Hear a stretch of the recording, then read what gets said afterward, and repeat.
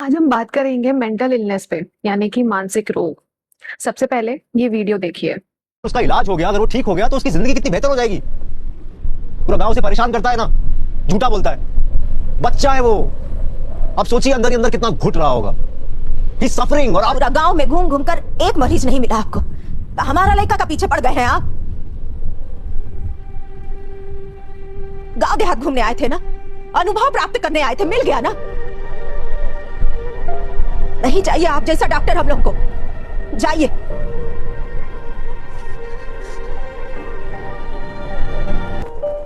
हर गांव में इंदु जी, देश के हर गांव में एक पगला, एक झूठा अपनी पूरी जिंदगी गुजार देता है उस आइडेंटिटी के साथ, क्योंकि उसके सामने एक डॉक्टर नहीं खड़ा होता जो उसे बोले कि तू पागल नहीं है, तू झूठा नहीं है।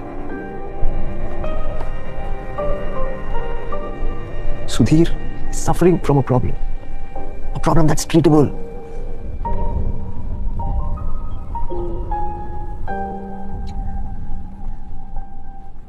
आप मां हैं इंदु जी।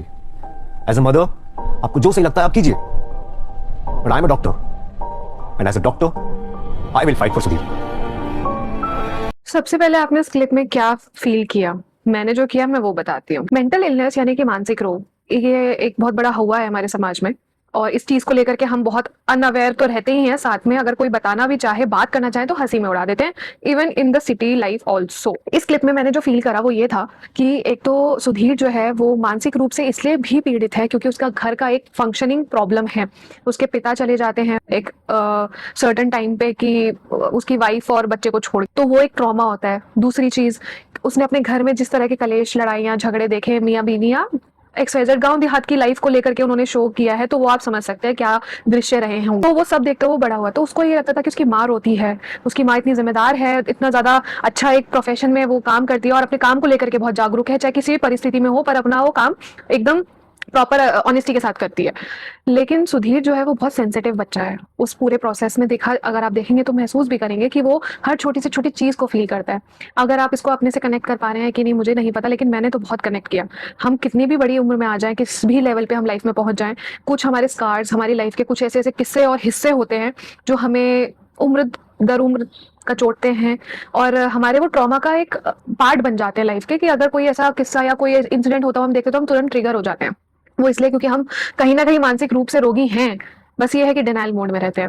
जब मैं ये सीन देख रही थी तो मैं वाकई में पूरा पूरा सीन देखते हुए मैं बहुत अंदर से रोई। इसमें एक जगह पे वो बच्चा जो है वो भागता है, वो मारता है अपने पिता को। वो आता है उसका पिता लास्ट एक भिक्षा टाइप लेने के लिए कि अब मैं संन्यास ले रहा हूँ तो मुझे एक आखिरी बार इस घर से खाना चाहिए। लेकिन वो जैसे अपने पिता को देखता है, क्योंकि उसके पिता एक वक्त पे टीचर रहे, फिर एक वक्त पे बस कंडक्टरी करी, और एक वक्त पे उन्होंने बहुत और भी काम किया। तो ये जो कैरेक्टर्स थे ना, सुधीर ने अपने दिमाग में इनबिल्ट कर लिए थे। अब क्या हुआ कि जैसे जैसे वो थोड़ा थोड़ा बड़ा होता गया और ट्रॉमा बढ़ता गया, कॉल आउट नहीं कर पा रहे थे ना घर वाले ना बाहर वाले, और सोसाइटी के लोगों ने भी उसको गाली देना शुरू कर दिया कि झूठा है, ये है, वो है ना। तो ये चीजें हो रही थी। तो अब क्या हुआ कि उसकी लाइफ में ये हो गया कि वो मल्टीपल पर्सनालिटी डिसऑर्डर में कन्वर्ट हो गई उसकी ये प्रॉब्लम। तो एक टाइम पे वो कभी टीचर का अपने अंदर पर्सनालिटी डेवलप कर लेता था, कभी कंडक्टर का, कभी किसी का, और बहुत रोता है, बहुत चीख चीख के रोता है। तो ऐसा लगता है कि वो एक्चुअली में कैरेक्टर प्ले नहीं कर रहा, वो हम ही हैं जो हम अपनी लाइफ को फील कर रहे हैं कि यार ये तो हम भी ऐसा ही महसूस कर रहे हैं, बस उसको कॉल आउट नहीं कर रहे हैं।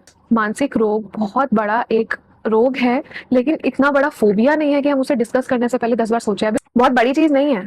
अगर आप अपनी प्रॉब्लम को लेकर के बात करें तो इसमें बहुत बड़ा हुआ नहीं है, लेकिन आप किन लोगों के बीच बैठ रहे हैं और किस तरह से वो लोग उसको रिस्पॉन्ड कर रहे हैं, इसकी वजह से हम फिर कतराते हैं बात करने से। महसूस करें, और ये क्योरेबल है, ये कोई अनट्रीटमेंट वाला प्रोसेस नहीं है, ये ट्रीटेबल है।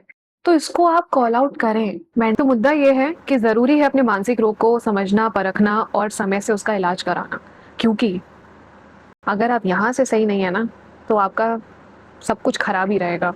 और ये कोई ईगो दिखाने वाली भी बात नहीं है कि आप डिनायल मोड में रहे कि अरे नहीं ये तो नॉर्मल है। सबसे पहली चीज कि अगर ये मसला आपको बहुत वक्त तक महसूस हो रहा है कि आपकी बॉडी कॉल आउट कर आ रही है, आपको सिम्टम्स दे रही है, सिग्नल्स दे रही है कि आप समझो इसको, तो प्लीज अपने नज़दीकी डॉक्टर से बात करें या अपने दोस्तों से, अपने करीबी दोस्तों से बात करें, अगर आपको लग रहा है कि बात करके ही मन हल्का हो सकता है। और अगर बहुत ज़्यादा सीरियस कंडीशन तक पहुंच गए हैं तो इसको आप बाकायदा एक प्रॉपर ट्रीटमेंट के तरीके से भी सही कर सकते हैं। बहुत ज़रूरी है दोस्तों। ग्राम चिकित्सालय सीरीज़ ने जब ये पॉइंट रेज किया तो मुझे लगा कि ये सिर्फ शहरों की नहीं, गाँव देहातों में भी परेशानी का एक कारण है, क्योंकि रह तो वहाँ पे भी इंसान ही रहे हैं, बस प्रॉब्लम ये है कि उन्हें नॉलेज नहीं है और घुमाने वाले लोग हजार हैं। तो इसलिए अपना ध्यान रखें, खुश रहें और जल्दी मिलते हैं।